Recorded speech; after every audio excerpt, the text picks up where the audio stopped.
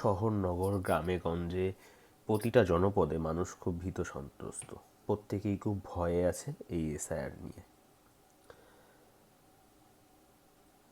আমরা যারা সীমান্তবর্তী অঞ্চলের মানুষ, আমাদের মধ্যে এই ভয়টা আরও বেশি। আমার পরিবার 1968 সালে এই দেশে এসছে, বাংলাদেশ ছেড়ে এই মস্তান্দপুরে এসে বসবাস শুরু করে। আমাদের 1968 সালের বিনিময়ের দলিল আছে। তো তবুও আমার বাবা জ্যাঠা ভয় পাচ্ছে। কি ভয়? হয়রানির ভয়। আরও কি করতে হবে, আরও কত লাইন দাঁড়াতে হবে, আরও কত কাগজ জোগাড় করতে হবে। প্রত্যেকের বয়স হয়েছে, প্রত্যেকেই অসুস্থ।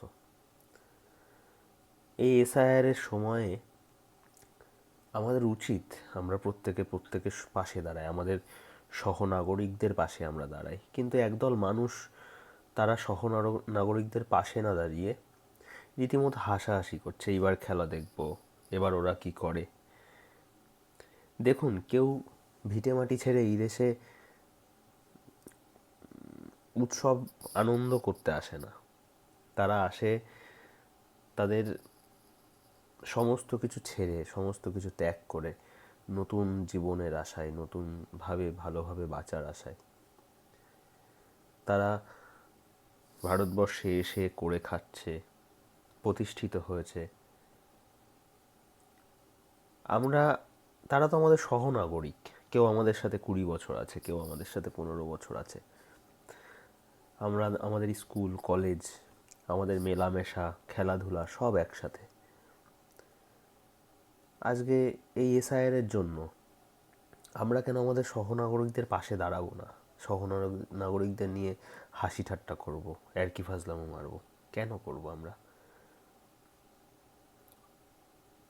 আপনারা আপনাদের সহনাগরিকের পাশে দাঁড়ান, আপনার বন্ধুর পাশে দাঁড়ান। আপনার যে বন্ধুটি বাংলাদেশ থেকে 15 বছর আগে এসে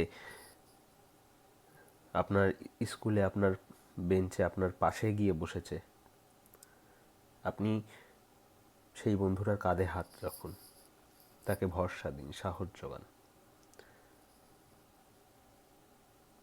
আমাদের কর্তব্য, আমাদের উচিত, একজন দায়িত্বশীল নাগরিক হিসাবে আমাদের উচিত আমাদের প্রত্যেক সহনাগরিকের পাশে দাঁড়ানো। মানুষের মধ্যে বিভ্রান্তি ছড়াবেন না। রুজি রুটি বাঁচার তাগিদে ওপার বাংলা থেকে আসা মানুষদের খিল্লি করবেন না, মানুষদের নিয়ে উপহাস করবেন না। প্রত্যেকে খুব ভয়ে আছে। আমি যে জনপদে আছি, এই জনপদের 90% মানুষ উদ্বাস্তু। পথে ঘাটে বেরোলে, চার দোকানে বসলে দেখতে পাচ্ছি মানুষের উদাসীনতা, মানুষের মধ্যে ভয় কতটা।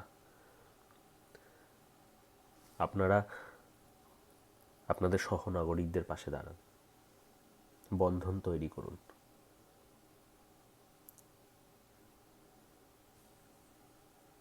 সকলে ভালো থাকবেন।